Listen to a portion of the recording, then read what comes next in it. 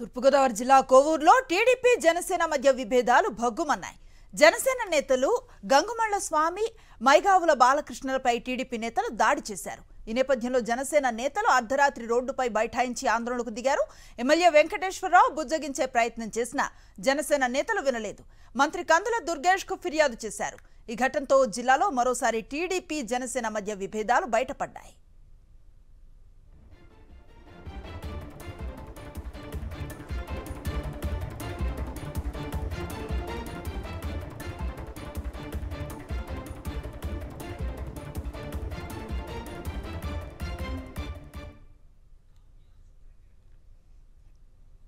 తూర్పుగోదావరి జిల్లా కోవూరులో టీడీపీ జనసేన మధ్య విభేదాలు భగ్గుమన్నాయి.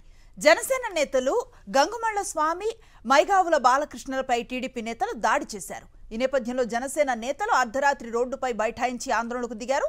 ఎమ్మెల్యే వెంకటేశ్వరరావు బుజ్జగించే ప్రయత్నం చేసినా జనసేన నేతలు వినలేదు.